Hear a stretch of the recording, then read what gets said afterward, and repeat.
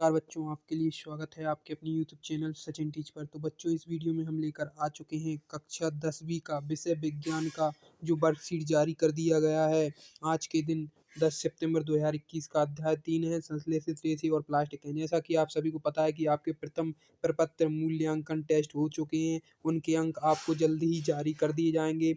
वो क्वेश्चन सारे के सारे जितने भी थे आपके होमवर्क से ही आए थे। तो ये आपका होमवर्क आज के दिन जारी किया गया, तो आपको होमवर्क करना अनिवार्य है। तो चलिए शुरू करते हैं। इस होमवर्क का फुल सॉल्यूशन हम इस वीडियो में लेकर आ चुके हैं। पहला क्वेश्चन है विद्यार्थी का नाम, विद्यालय का नाम आपको यहाँ डाल लेना है।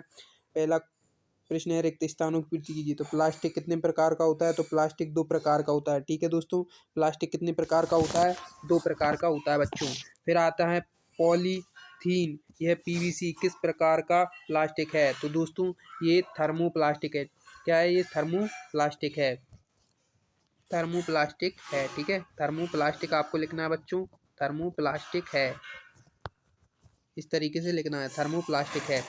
फिर आगे चलते हैं दोस्तों दूसरे क्वेश्चन की तरफ, जो कि आपका है दूसरा प्रश्न है बेकेलाइट और मेलेकाइन किस प्रकार का प्लास्टिक है? तो बेकेलाइट और मेलेकाइन थर्मोसेटिंग है। ठीक है दोस्तों, थर्मोसेटिंग प्रकार का प्लास्टिक है। थर्मोसेटिंग प्रकार का प्लास्टिक है। फिर आगे चलते हैं दोस्तों, रसोई के बर्तन किस प्लास्टिक के बनाए जाते हैं? तो रसोई के बर्तन भी थर्मोसेटिंग प्रकार के प्लास्टिक के बनाए जाते हैं। थर्मोसेटिंग प्रकार के प्लास्टिक के बनाए जाते हैं।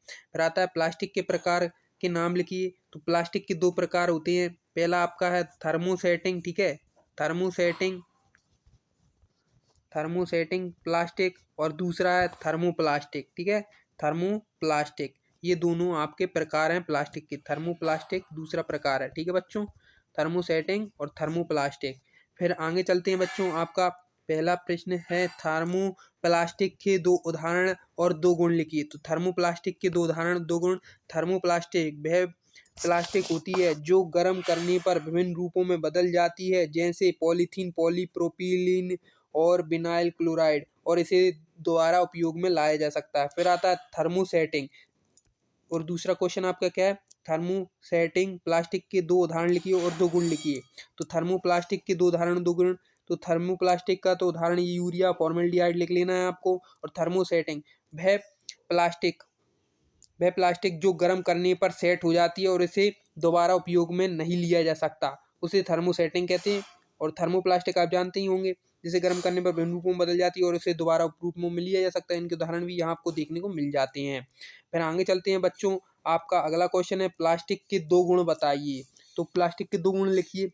तो प्लास्टिक के 2 गुण यहाँ आपको, प्लास्टिक के कुछ विशेष गुण होते हैं, जैसे प्लास्टिक हल्की होती है, इस पर जल, अम्ल, क्षार का प्रभाव नहीं होता है, तथा यह सरलता से साफ हो जाती है। तो और देखने में सुंदर लगने के साथ साथ इस पर दीमक का प्रभाव नहीं होता, जबकि लकड़ी को दीमक खा जाता है। तो दोस्तों प्लास्टिक के कुछ विशेष गुण हैं, ठीक है। फिर आता है 5R सिद्धांत क्या होता है? 5R सिद्धांत एक प्रकृति हितैषी सिद्धांत है, जिसके अनुसार 5R सिद्धांत का उपयोग सभी नागरिकों को करना चाहिए। इसका उपयोग कम करिए, पुनः उपयोग करिए, पुनः चक्रित करिए, पुनः प्राप्त करिए और उपयोग ना करना, इस प्रकार की आदतें विकसित करने की करके पर्यावरण को हितैषी है। पर्यावरण का हितैषी सिद्धांत है, जिससे है ना प्लास्टिक का कम प्रयोग कर, बार बार प्रयोग करें और दोबारा प्रयोग ना करें।